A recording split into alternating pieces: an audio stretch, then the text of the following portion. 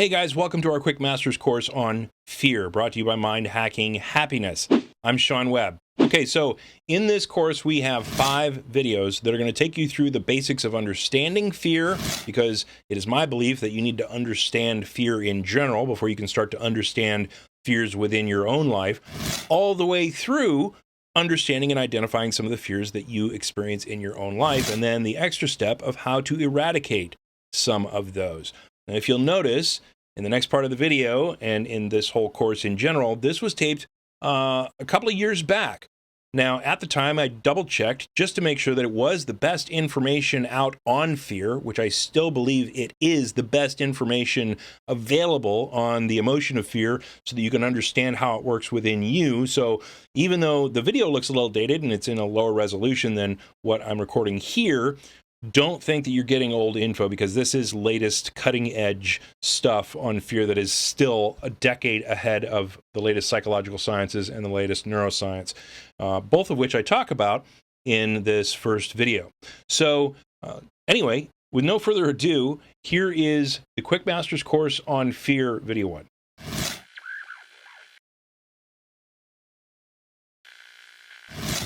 By the end of this class, you're going to understand the emotion of fear better than any psych PhD on the planet.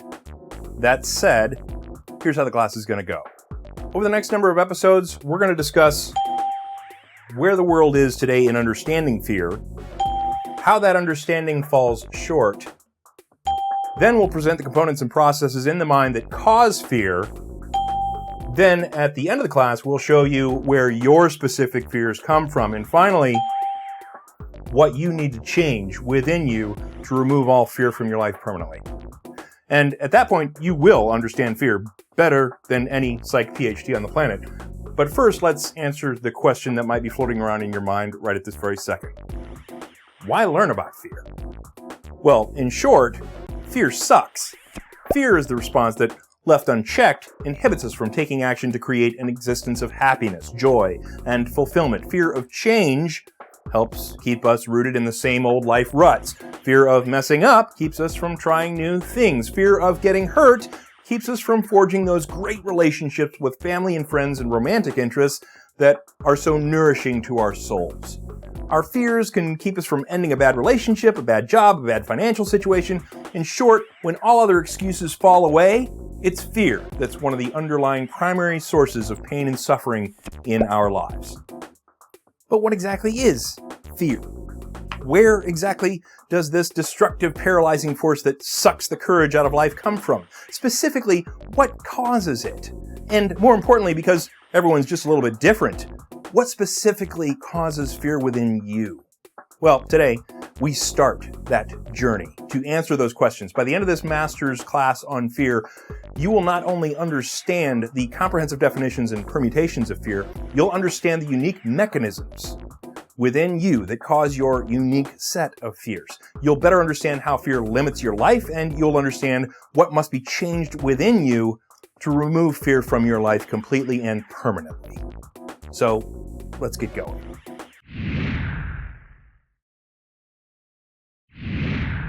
First, let's look at what modern-day psychology thinks about fear before we fix those assumptions and evolve into a better understanding than humanity has today.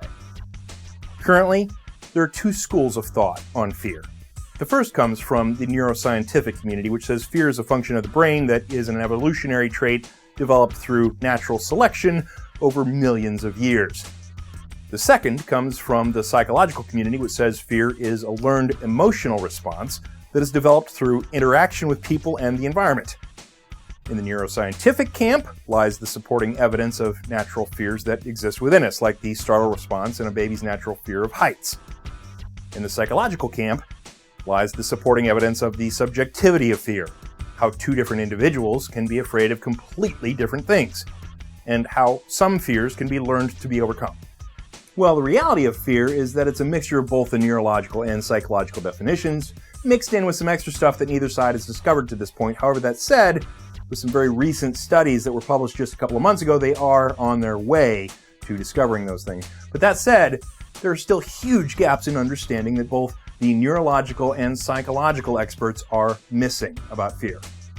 For instance, the neurological folks are overlooking the consciousness of the cells themselves, and the brand new research that says conscious attachments of the cognitive mind can and do influence emotions. Their theory is partially disproved by the fact that different people become fearful of different things, and fear can be overcome. That doesn't lend itself well to the evolutionary fear model. The psychology folks are lacking in their view of a big picture model that allows for both innate and subjectively learned fears to coexist in science. For instance, they believe that fear is a learned response. However, one of the first tests that a doctor will perform on a brand new baby after he comes out of mommy's belly is called the Moro.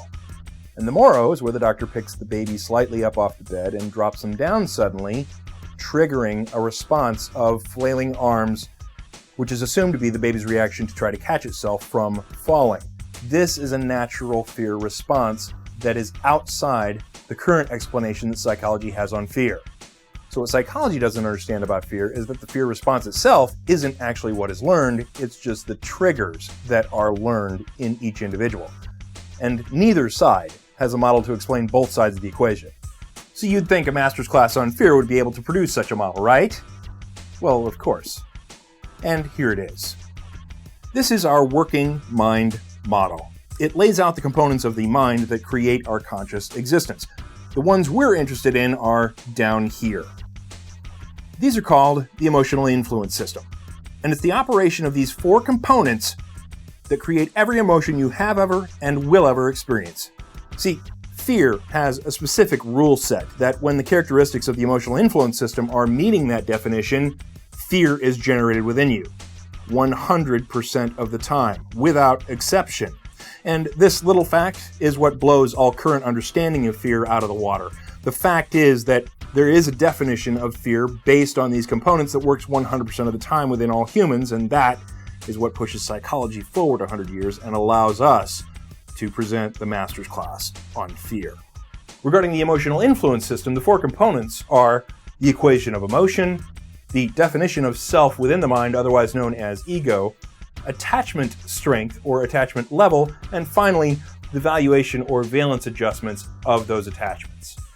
Now, admittedly, this sounds much more complicated than it is. It's actually very easy to understand, and after you do understand it, you'll have a better command of fear in yourself and others than any emotional counselor could teach you for thousands of dollars in private sessions. And so next week, we'll pick up right there with the mind model and the components that create fear and generate your specific personal fears. Then in the coming class episodes, we'll move on to how you can manipulate the model so that you can manipulate and eliminate fear from within you. Wouldn't it be nice to be able to live a fearless life? And so ends part one, but the good news is you don't have to wait a week for part two. It's coming up right now.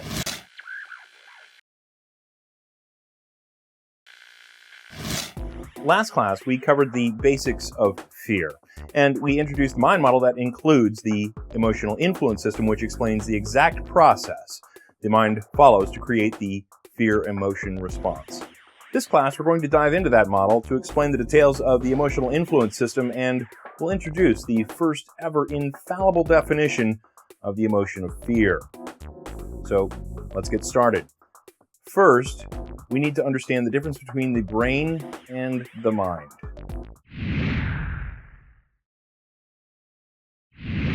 The brain is the 3-pound mass of nerve cells, neuroglia, and associated tissues that make up the central portion of the body's nervous system. The mind, however, is something else altogether. Personally, I like the definition of Dr. Francis Crick, the world-leading neuroscientist who won the Nobel Prize for the co-discovery of DNA. He basically defined the mind as the experience we have because of our brain doing its thing. But what exactly does it mean when we say the brain is doing its thing? Well, the brain is made up of trillions of brain cells. And what are cells?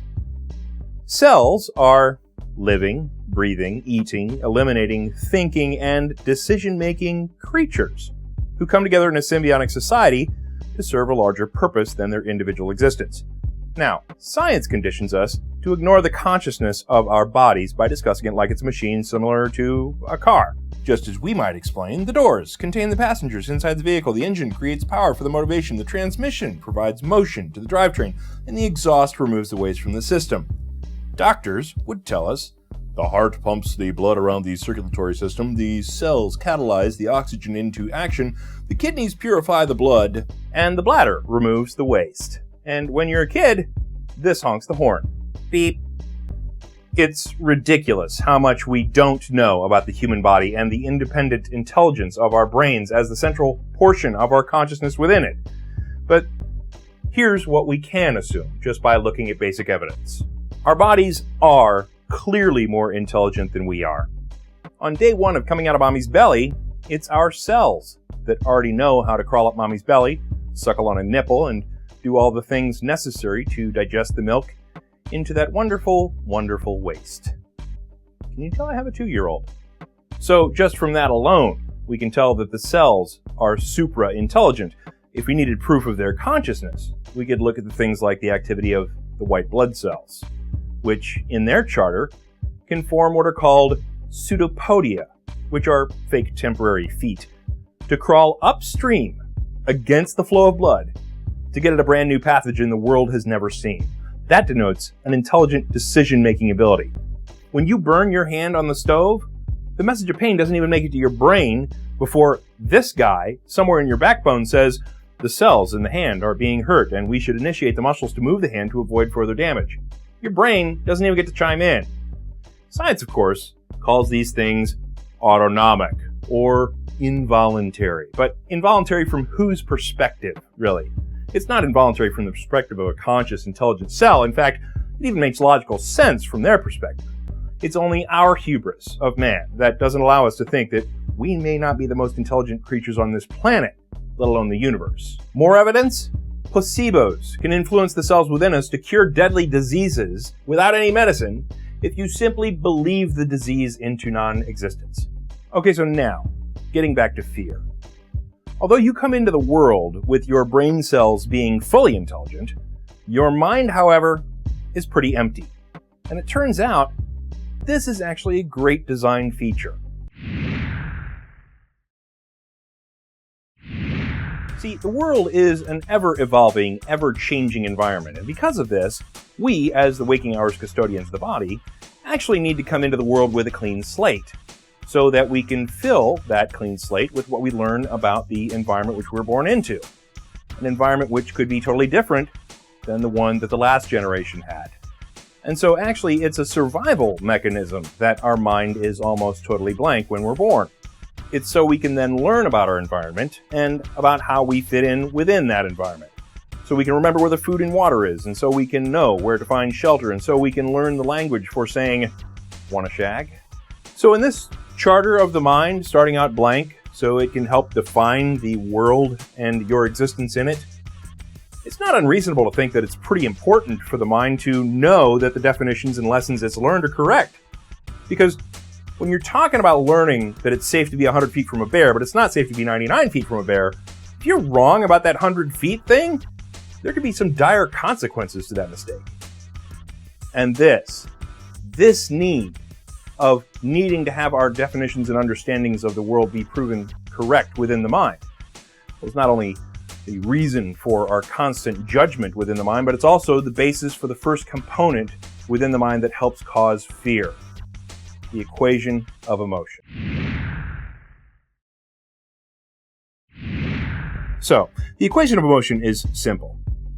Expectation or preference, as compared to reality as perceived, equals some type of emotional response.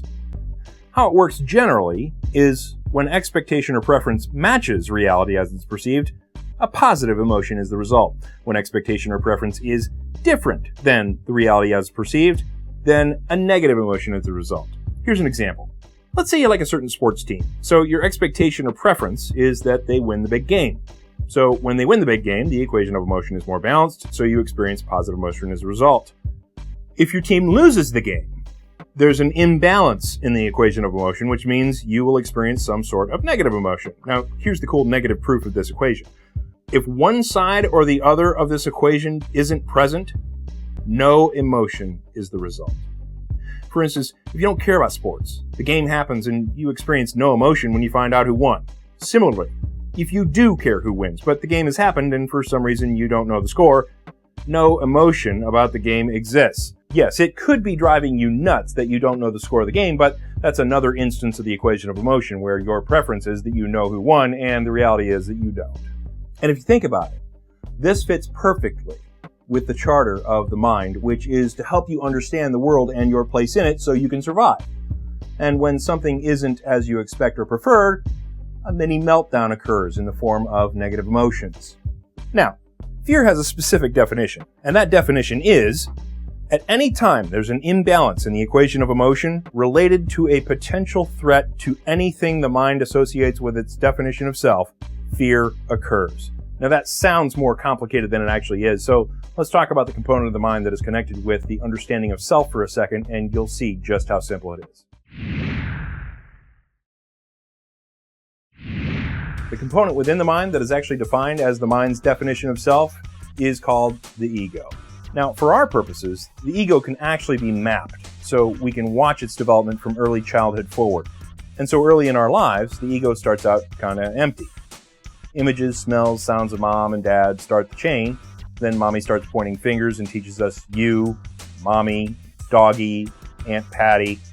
So we start to identify with our bodies. We start to identify with other people's bodies. We learn about our gender and what being a boy or girl means to society. Then later, we start to attach to other people, places, and ideas of identity as we grow up. Grandma, friends, where we go to school. Then more complex stuff, religion, politics, sports teams, job, societal status, marital status, and all that is supposed to be in your mind. Your parental status and how you consciously or subconsciously act in that role. And all this stuff comes together in your mind to create your conscious and subconscious mind's picture of you. Now, if you noticed, the various things we popped down here on this map landed in various distances from the center of the map.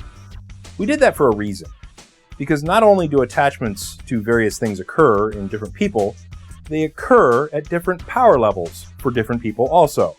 For instance, you may be very attached to grandma if she helped raise you, while someone else might not be very attached to grandma at all because she lived in Germany and they never met.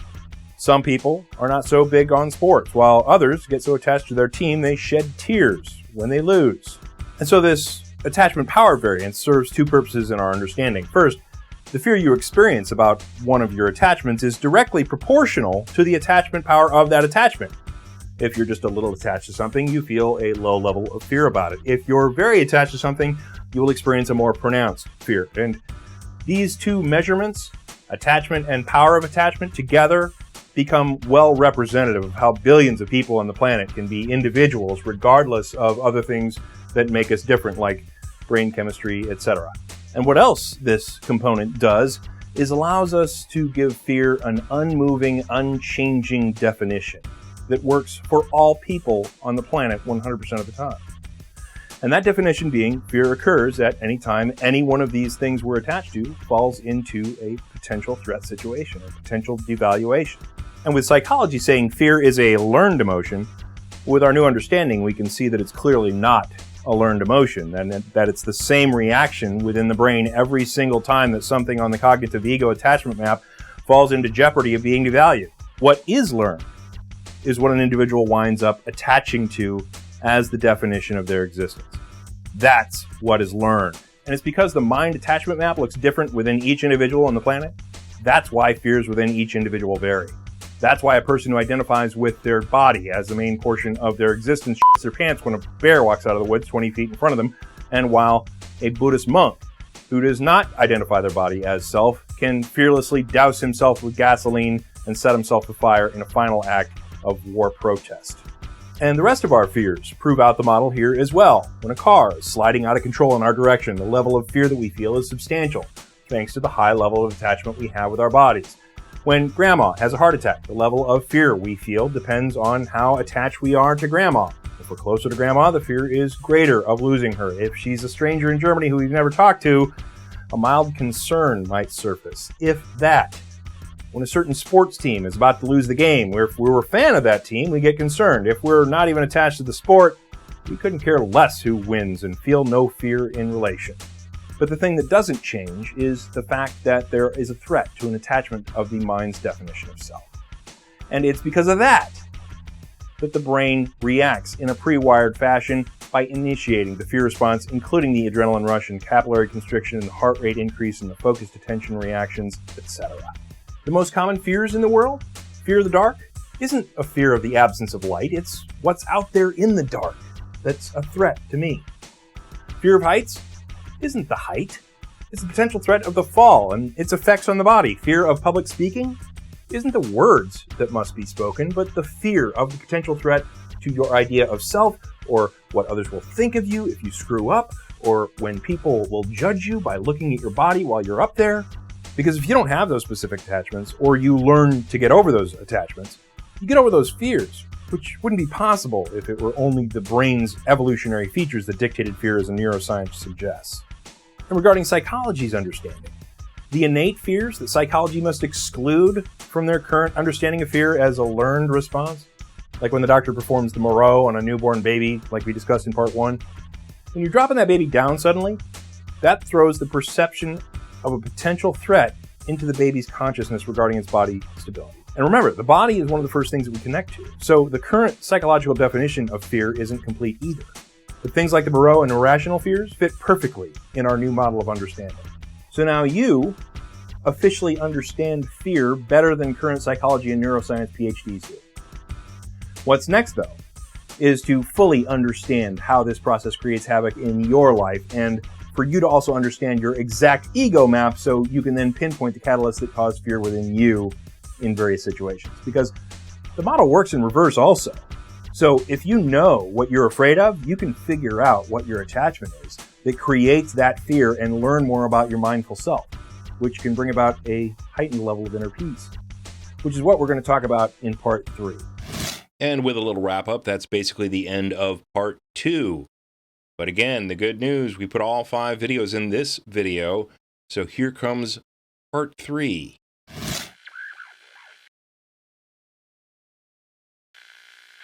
So last class, we presented the new irrefutable definition of fear as the biochemical reaction to a potential devaluation of a cognitive attachment of the mind.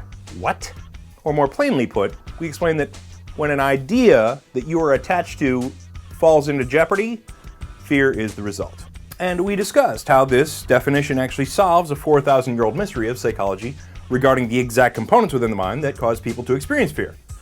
But we didn't fully cover how the different attachment levels and realities as perceived are directly proportional to the amount of fear that someone experiences, nor did we cover enough examples to ensure that our definition is rock solid. So let's cover the details. First, let's look at how the details within the equation of emotion affect your fear response and create the multiple variations of severity of fear. If you remember, the equation of emotion is expectation or preference as compared to reality as perceived, and that results in some sort of emotional response if both of those things exist.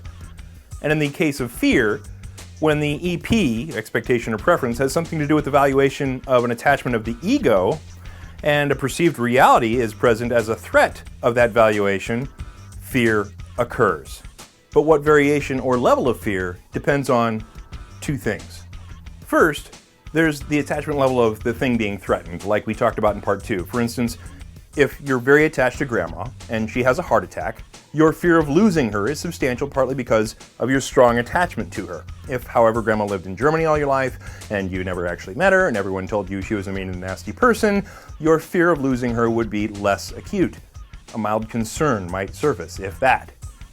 But when your mind is determining the level of fear response, the other side of the equation of emotion comes into play also, reality as it is perceived. This has to do with the threat itself. In the case of grandma having a heart attack, the heart attack is a pretty serious life threat and can be a symptom of other major issues, so your perception of the threat level is substantial, so depending on your connection level to grandma, you can feed this into a higher level of fear. But in an alternative scenario that threatens the life of your grandma, maybe she has a very badly infected ingrown toenail. If left unchecked, it certainly could kill her. But in the event that she's taking antibiotics, then probably everything will be fine. You have a lower level of fear. You have concern for grandma maybe, but you're not panicked that she is about to die. And the difference between those 2 scenarios is the reality as you perceive it. On that tack, if a bear was charging across your lawn towards your child, Your level of fear would be to the severity that a release of adrenaline would occur, and you'd be moved into a mode of unthinking accelerated action. If, however, you were watching someone in a bear costume running across the lawn toward your child, your level of fear would be less due to the reduced perception of the threat. So both sides of the equation come into play: your attachment level to the thing being threatened and your reality as you're perceiving it. Now, moving a little forward in our understanding, here is the severity variation chart of fear. As you can see, it actually helps us define 5 separate human emotions as defined by modern psychology, all within the fear family. When you have something of high power on the EP side in regard to an attachment of your mind, and then your perception of reality presents a higher level threat to that attachment, a high level of fear occurs, possibly even a panic type response. However, if there's a low level of attachment to the thing being threatened, or the perception of the threat is low to something that you're very attached to, a low level of fear occurs, maybe a mild concern. So now, to prove out the base definition and drive this lesson home with some examples, let's look at some of the top 10 most common fears on the planet, and then we'll move into some specific fears that many of us experience and explain those comprehensively as well, so that we can start to see in really concrete examples how fear manifests within us. Some of the top 10 fears globally include things like fear of heights, a fear of water, fear of tunnels and bridges, fear of needles, fear of examination, fear of illness, fear of death, fear of social rejection, fear of failure, fear of public speaking, fear of ghosts and evil powers, fear of things like spiders, snakes, and creepy crawly things. And the statistics are that it doesn't matter where we're born on the planet, doesn't matter what social conditioning we receive, doesn't matter who teaches us about life as we grow up, we are naturally predisposed to be fearful about one or many of those things. And so moving right into the list, a fear of heights isn't really a fear of heights, it's a person's reaction to a perceived threat of falling and what that fall could do to the body, something which the mind is very attached to as the sense of self. But in someone who has conquered this fear, they can walk around on the closed observation deck of the Sears Tower all day long as the building actually sways in the winds of Lake Michigan, knowing that the thick glass up there is probably going to keep them from falling. So the reality as perceived by that person is that the threat is less valid, therefore they experience less fear. In someone who's freaking out and they can't approach the glass at all, they're not taking the safety features of the glass into consideration, so their reality as perceived is different, and therefore their fear is greater. Next, a fear of bodies of water is the same thing as fear of heights, basically. Water, if deep enough, flowing fast enough, cold enough, etc., provides a threat to the body, which is a central attachment of the mind's definition of identity. And in someone who doesn't know how to swim, their perception of the threat of falling in is much higher than in someone who does know how to swim and is comfortable in the water, and so explains the subjectivity of a fear about open water. The fear of tunnels and bridges, same thing. It isn't the fear of the man-made device itself, but the reaction to a potential failure and collapse of the thing while you are in it or on it.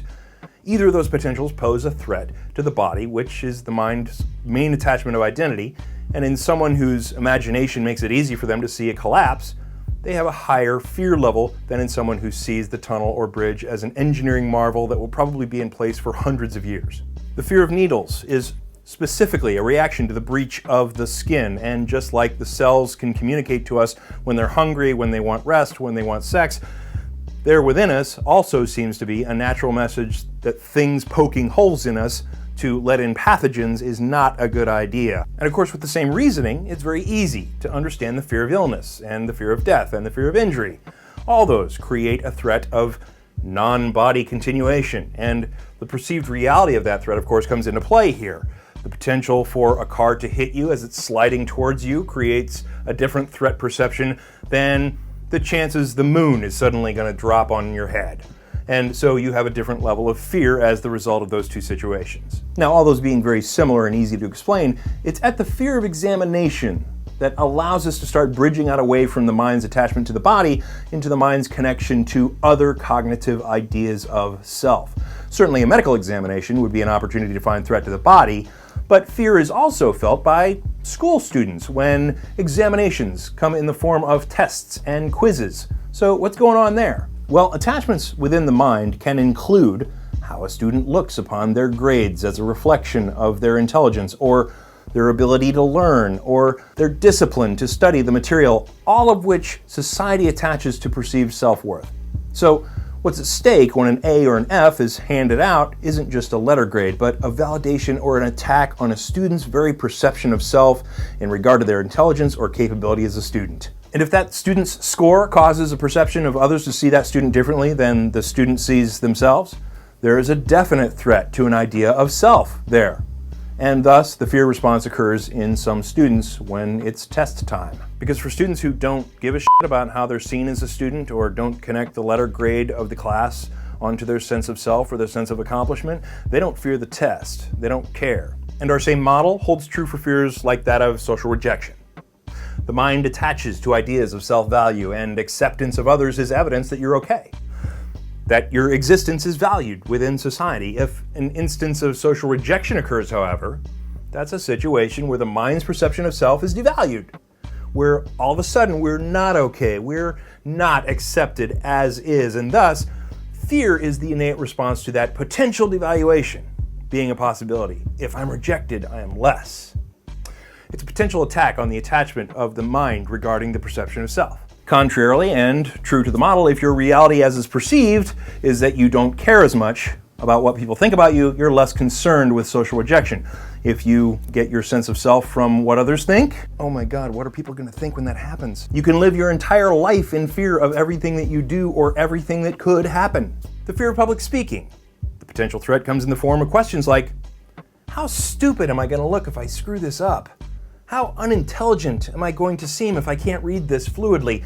How are people going to judge me when they see my love handles as I make this speech?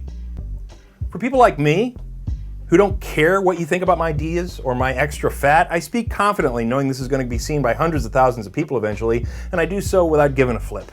That is my reality as it's perceived, affecting my level of fear to 0. The fears of ghosts and evil spirits is a reaction to the thought, what can they do to me? Can they kill me? Can they possess me? Can they hurt me or my family? All fears connected with the potential devaluation of a sense of self. If you don't believe in ghosts and evil spirit, your reality as perceived takes away all the fear at Halloween.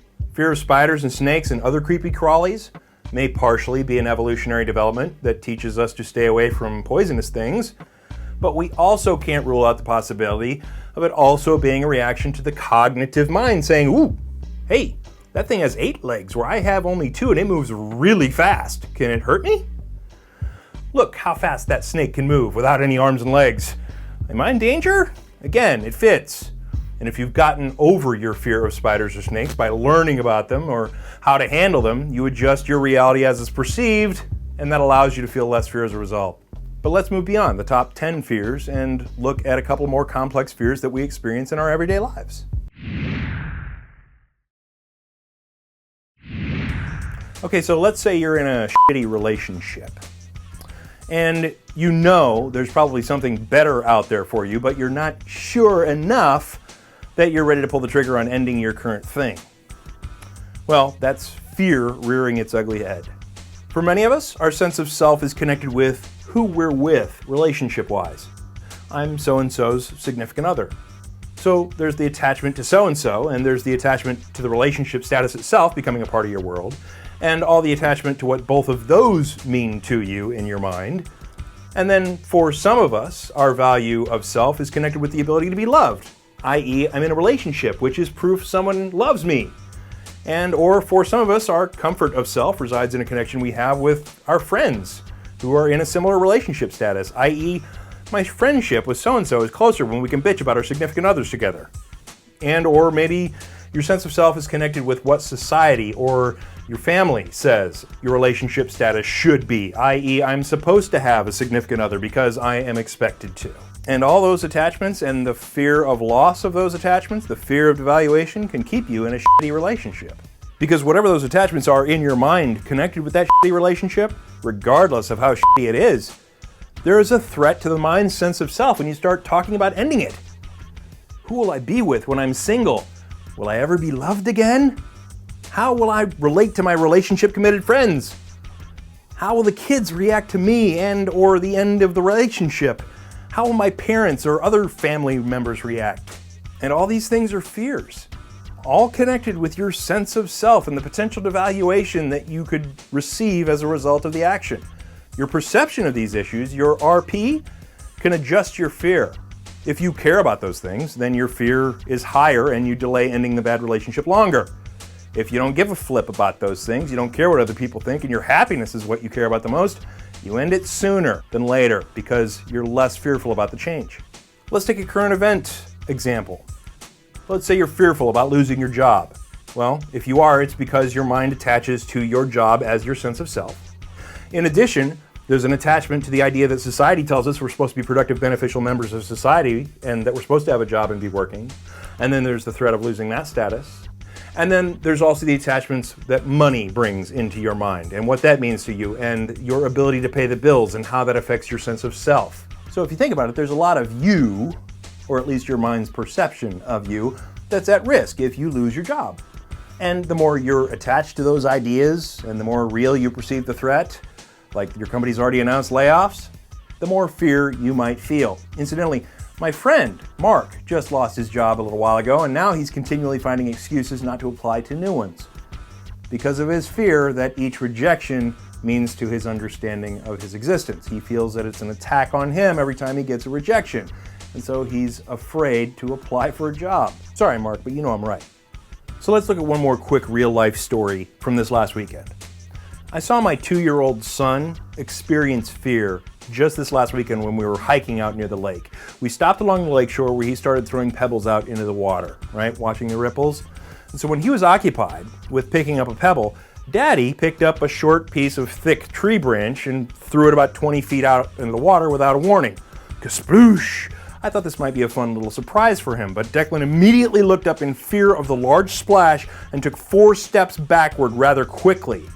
And he was just about to start into tears flowing when I explained that it was Daddy that threw a stick out into the water, and then I threw another one to show him. And only then did the big splashes become a new game that we could play. So was that fear of the unfamiliar large splash something that he learned from Mommy or Daddy, as today's psychology would suggest? Absolutely not. In fact, we encourage Declan to be bold in new environments and with new experiences as we are, so you can't even make an argument that we transfer tentative or cautious feelings to him in these types of situations. So we can throw that understanding of existence of fear right out the window. The reality was that he experienced something with which he was not familiar, and which could potentially be a threat to his sense of self, his body. Something bigger than him could be making that splash. His expectation or preference, of course, was that a big unknown splash not occur when he's standing right at the water's edge. And when it did occur, it created an uncertain reality as perceived, RP, regarding a potential threat to him. And so fear occurred within him as a natural result, to a decently high level, I might add. And he was on his way to a meltdown. But just then, Daddy stepped in. And I adjusted his RP, his reality as is perceived. I showed him another big branch and chucked it out into the lake, showing him where the first splash came from, just as I showed him the second splash, and showing him it was no big deal. And so now his RP was shifted, knowing the splash not to be that of a threat, and we even turned it into a game. The result was that after that, fear was expressed much less acutely in my 2-year-old boy, as perfectly expressed by our new model of understanding human emotions. And this model, ladies and gentlemen, works to define fear every time in every human. And so ends part 3. It's getting a lot better as we go along, isn't it? Wait till you see part 4. We're actually going to dig into your personal fears. Here we go.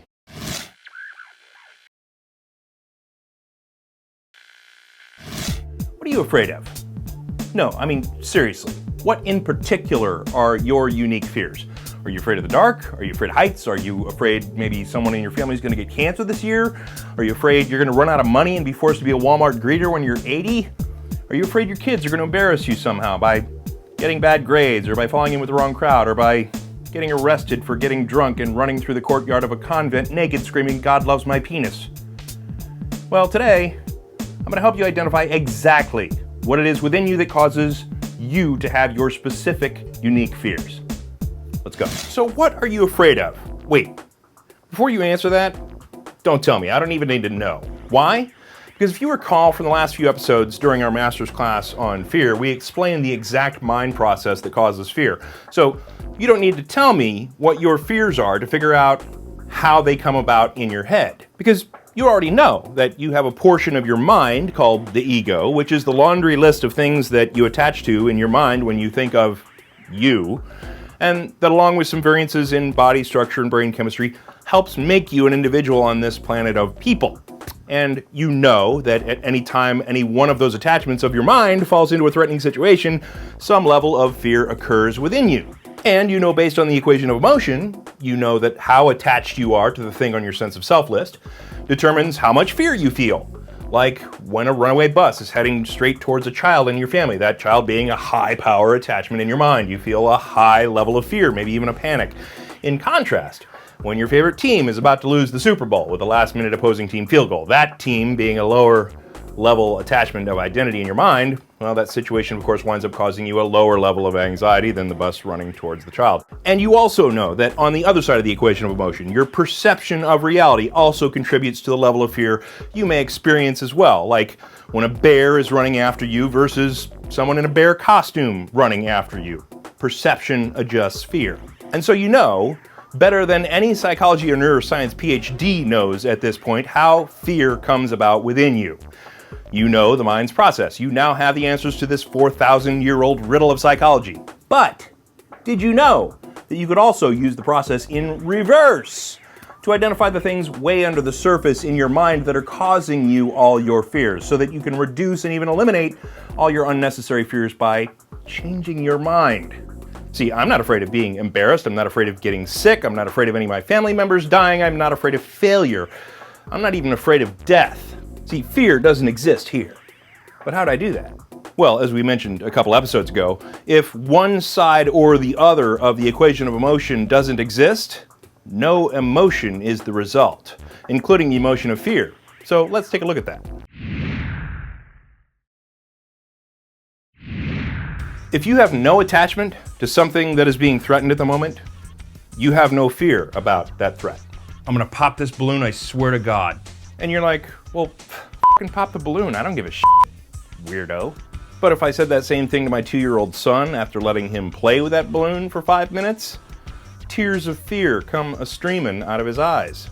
And similarly, if you have no perception of a threat to something that you're attached to, you could be in real danger, but not experiencing any fear because you don't even know about the threat. Like if I took the balloon outside and popped it, even though my son was attached to it.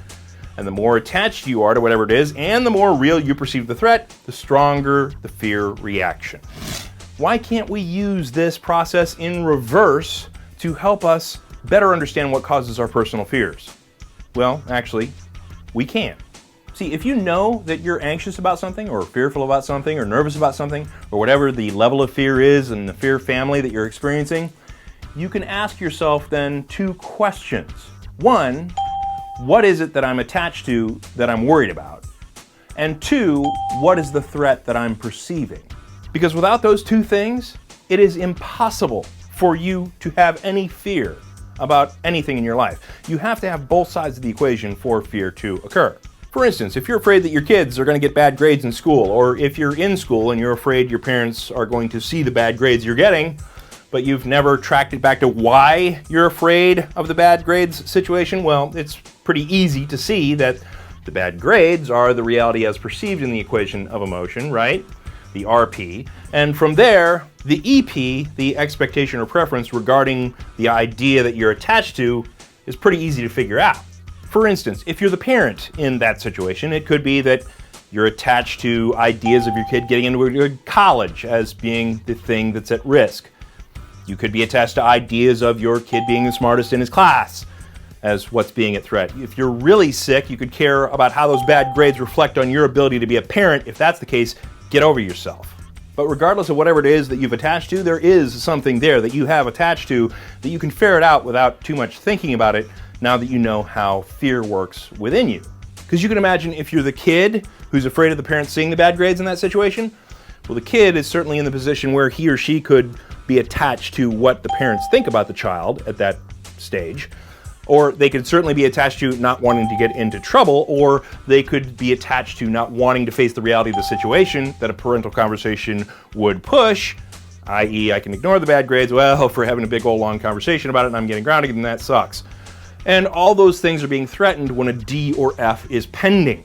And those kind of attachments are likely when a student is fearful about a parent seeing their bad grades. Now, thankfully, I grew up during a time where dot matrix printers printed out report cards that were automatically sent out in the mail, and it was way too easy to change a D or an F to a B with a few extra dots from a number 2 pencil before my mom got home. My son is screwed. I know every trick in the book. But getting back on point, similarly, with whatever it is that you fear, you can track it back to the reality that you perceive at the moment and the specific attachment that is being threatened. And why would that be important to you?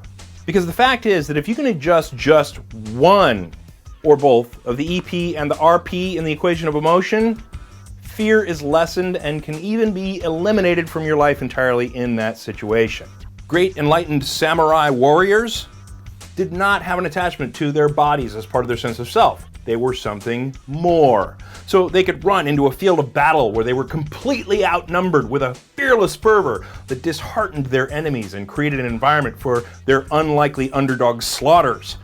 Their attachment of mind was that it was good to die an honorable death, so fear was not a part of the equation for them. If anything, they were afraid of running away and dying a coward's death. But regarding you and your happiness with this new model of understanding fear, for human happiness and life fulfillment to occur, one of the oldest messages of divinity is inscribed at the Oracle of Delphi and is also the thematic center of most religions: know thyself. And if you've been paying attention, this map right here can basically help you plot and point to what you think of as your mind's quote-unquote self.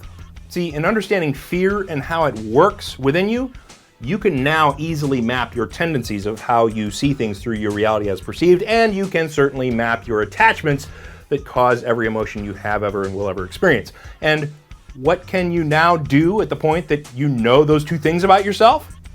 You can change things. And adjusting just one side of the equation of emotion changes your entire emotional life. It's a scientific fact that neuroplasticity exists, meaning that your brain rewrites itself over time based on thought patterns, and you can change the patterns of your brain by changing your thoughts, which will change the unconscious tendencies of how you see things, your RP, reality as perceived. And you can pick up a good book about this that just came out called The Emotional Life of Your Brain by Richard Davidson. He's a neuroscientist who has half the solution almost fully figured out. If you want to go get a free copy of this in audio form, go to audibletrial.com/IamSpirituality. You can get it for free for signing up for their risk-free 30-day trial at audible.com. Again, audibletrial.com/IamSpirituality. And beyond understanding the tendencies of your brain and how you see things, on the other side of the equation of emotion, it's a fact that you can also consciously decide what you attach to and what you don't attach to in regards to your definition of your life and your world. If you remove an attachment from your mind, you can no longer feel fear regarding that attachment. Note that it's difficult to remove ideas of your body from sense of self, but it can be done through spiritual enlightenment. And remember, if you change just one side or the other of the equation of emotion, you can reduce and even eliminate fear, anger, sadness, worry, regret, and a myriad of negative emotions permanently. See, it's a fact that your brain is pre-wired to create a fear reaction whenever your self falls into a threat situation, but the train runs off the tracks of that process when ideas that get connected to your sense of self start triggering the fear response when your mind starts perceiving a threat to those idea attachments within your mind. And so the fact is, if you can adjust your attachments, you can adjust your fear. And if you adjust your perceptions, you can adjust your fear as well, along with every other emotion, by the way. Now, here's the big mind fuck. The bigger truth that our new understanding of fear reveals is that even if you think you're being altruistic in being afraid for someone else, in reality, the ugly truth about fear is that no matter what you're fearful for, or what part of another person's life you're fearful about for them, the reality is that you're really afraid for yourself. You're afraid for your attachments to the ideas that you have in your head for that other person or for yourself. What you're fearful for is your attachment. which may be an altruistic wish for something like, you wish for someone else to be happy, but all fear still comes back to you. So regardless of whether any fear that you experience is for you or for someone you love based on an altruistic attachment, fear is selfish. Fear is based around and dependent on your ego. And as soon as you understand that you better, you will understand that fear is a lie. It's a falsity. It's an illusion because it's based on the false illusory self of the ego. And as much as people who don't fully understand fear would like to argue that it's a beneficial evolutionary necessity required for extended human survival, that's bullshit. And it's time to get beyond fear. F*** fear. And so in part 5, we'll start to discuss the methods of removing fear from your existence entirely next episode, when we hopefully conclude this master's class on fear. And that's the end of part 4. Wow, I get a little raw there at the end of part 4, but to tell you the truth, I still hold no quarter for fear. It should not rule any portion of your life at all. Personally, my fear I see as a green light nowadays to hit the gas and accelerate toward whatever it is, as long as it's not, a ridiculous level of fear that's something actually life-threatening, that type of thing. But if I'm nervous about something or don't want to do something, now I gotta do it. That type of thing. Never, ever let fear run your life. And we'll revisit a little bit of that in part 5 as we wrap up this 5-part series on fear.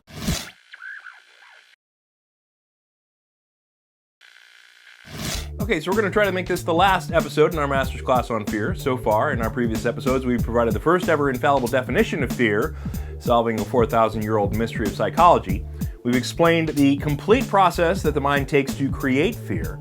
We've given you the steps to take to map your own attachments and perceptions so as to understand your unique fears.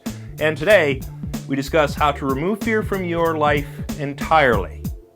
Let's go. Okay, so to review, the ego is clearly defined as the mind's perception of self, otherwise explained as being the laundry list of things that your mind points to as you when you think of you. And it's the equation of emotion that helps create all emotions within you that you have ever and will ever experience, which is expectation or preference regarding your mindful attachments as compared to your unique perception of reality. And that equates to some type of emotional response. Fear specifically is defined as any time your perception is one where something on your ego list falls into a potential devaluation or a potential threat. This includes, of course, when the body falls into a threat situation, such as when a bear is about to eat you, but it also includes when ideas of your mind fall into threat as well, such as when the Bears are about to beat your favorite football team in the Super Bowl. Like the Bears could ever win a Super Bowl.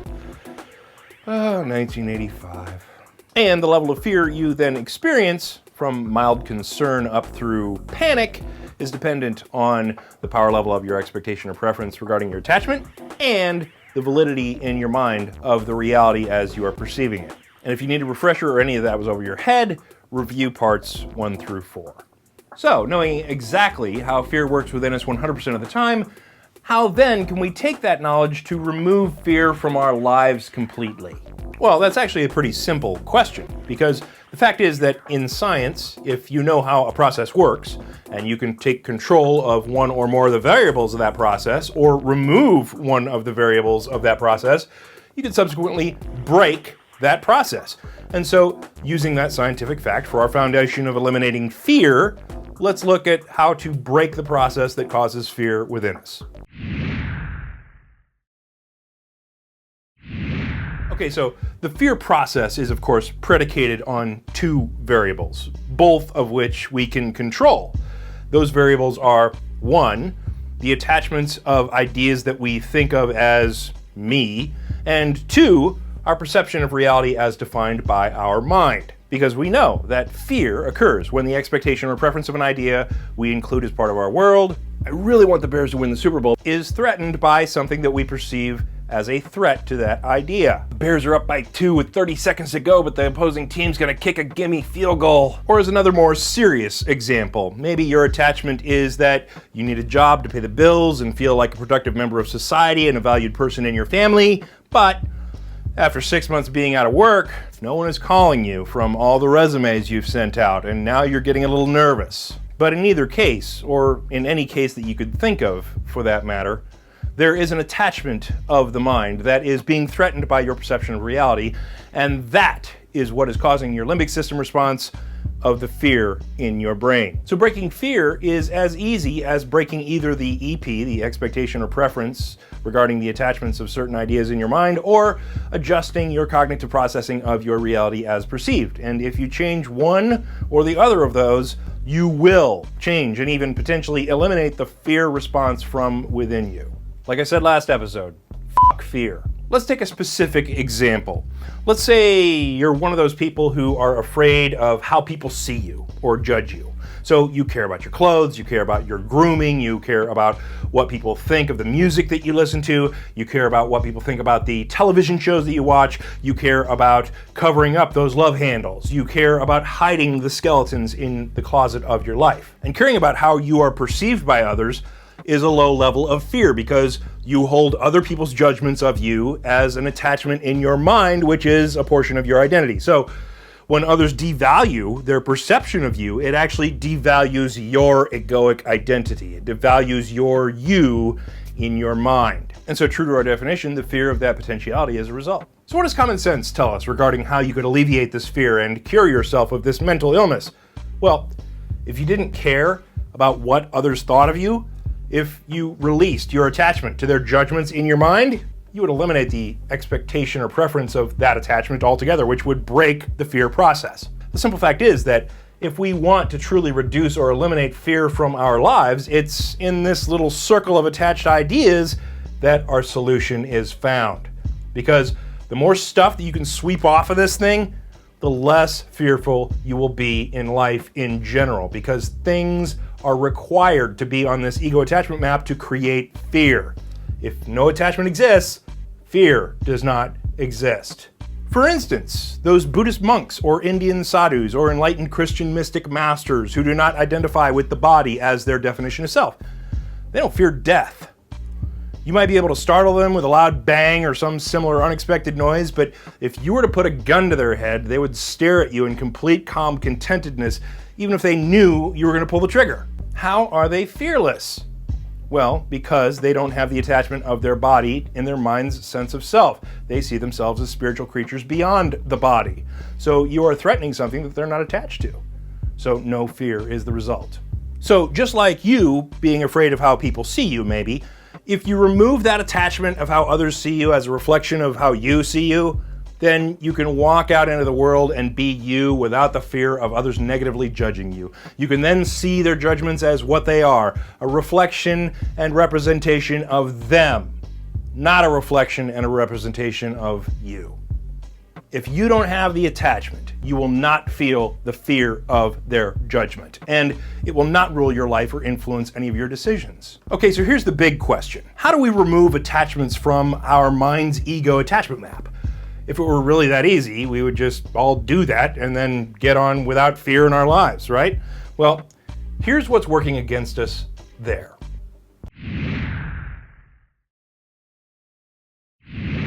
If you remember previously, it's our mind's function to help define and understand the world so that we can survive in our ever-changing environment. And subsequently, as a survival feature, it's when our understanding of our environment is proven wrong that a mini meltdown occurs in our mind in the form of emotions like fear. And so it comes down to your mind, and often your unconscious mind. Horace, back before the time of Jesus, said, "Control your mind or it will control you." And this is exactly what he was talking about. Your psychological and cognitive attachments control your mind and control your emotional circuitry in your brain. And it's when you change the attachments to the ideas of self that you will ultimately take control of every one of your emotional reactions, including fear. See, right now, you see your mind's you as the thing you see when you look in the mirror. Mirror, mirror on the wall, how you doing? Included in your definition of you is your likes and dislikes. Well, I like Coke over Pepsi.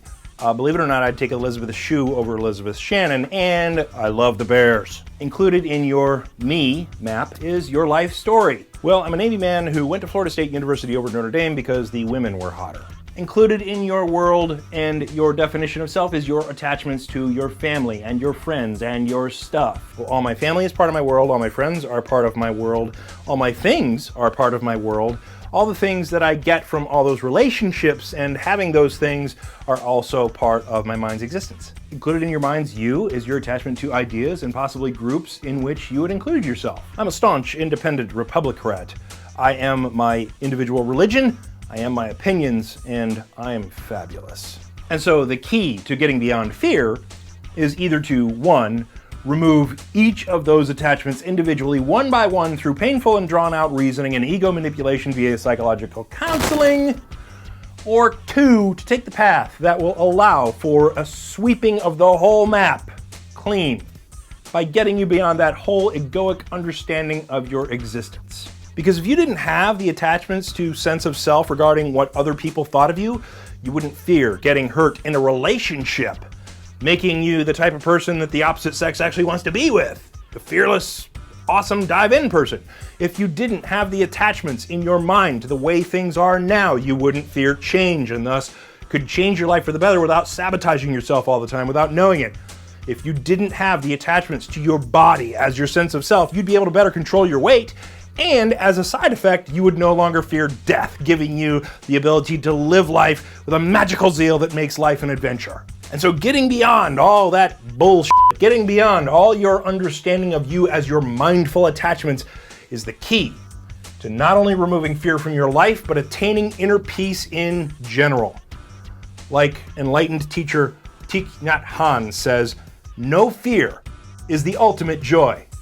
When you have the insight of no fear, you are free." And this path, by the way, of cleansing the mind's map is the only certain path to ultimate and lasting inner peace and a life without fear. Because the fact is, all the attachments that are associated with egoic understanding that cause fear are all illusions. And that's because your ego itself is an illusion. It's a lie. All that mind's version of you is just a facade. It's a mindful mirage laid over the top of the more awesome, perfect, divine you that lies underneath all that junk. That's just the you that exists when someone else is in the room. It's not the you that you would still exist and be if no one else was on the planet. The real you is something much more profound, more beautiful, more intelligent, more solidly grounded than the things in the mind that can be changed whenever you change your mind or when someone changes your life situation. The real you is something that cannot be affected by the world or its challenges. The real you is fucking fearless. And the real you is something that can be experienced through the discipline of mindfulness meditation and or contemplative prayer and or yoga and or fasting and or psychedelics and or dancing and or one of the numerous global disciplines designed to show you, without someone else having to tell you, what exists beneath the false you of your mind. It's something that you experience and subsequently know as truth. Because it's only when you see the real you beneath the false you of your mind that you will then be able to replace the false you of your mind with your understanding and experience of the real you, which is when all your mindful attachments are removed, and which is when fear is then removed from your existence completely and permanently.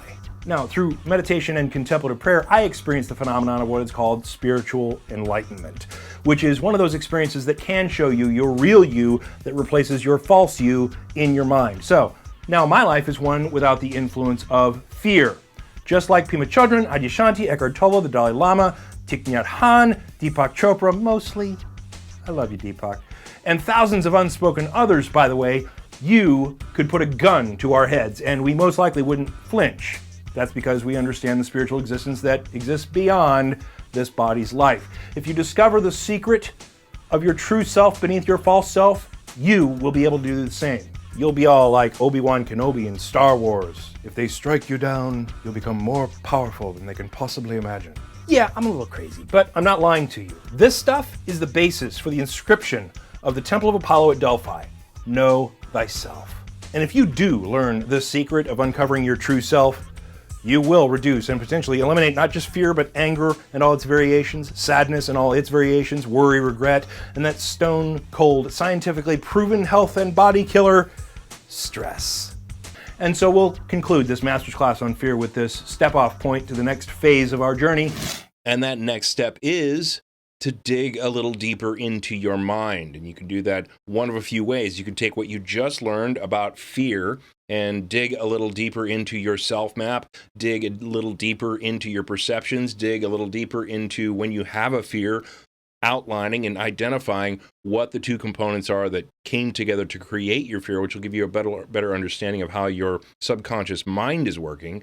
Or you can read the Mind Hacking Happiness books to get a full 50,000-foot view of the details of how your mind works, which basically will help you put together the soup to nuts picture of how everything within your subconscious awareness is working to create these emotions that arise for you, including fear. And or if you've already read the Mind Hacking Happiness books, then you can go through the Mind Mastery 101 course, which we're offering on the online courses page, which helps you go through the homework and really lets the disciplines sink in. You get to practice all the stuff that you've been learning about through the books and the online content that we're putting out. It actually lays it out in a 45-day program that gives you homework. It gives you days to kind of digest the content and get used to understanding what's going on within your subconscious mind. Actually gets you a good feel of what's going on in there so that you can better take control of your mind moving forward and eliminate fear from your life altogether to become fearless and become completely happy all the time. It's an amazing experience. I mean, it's been written about for centuries, and people haven't really laid out the path how to get there. Well, now you have the path to get there if you're interested. So I hope this message finds you well. I hope the course was awesome for you. We laid it out in one big, long video, but I think you might agree that it was worth it to see what was going on inside your mind, at least when fear arises within you, so that now you can see it when it occurs, and it'll throw you into a meta-awareness about it. It'll throw you in between, like a big, thick black curtain between you and your fear, which will reduce your fear and then also give you control of your prefrontal cortex back as your portions of your brain tell your fear to shut down because you understand it, etc. All the stuff that we talk about in the Mind Hacking Happiness books. Anyway, have a great rest of your day. Send a message back on how this course was for you, because we're always looking to improve this stuff. Love you. Talk to you soon.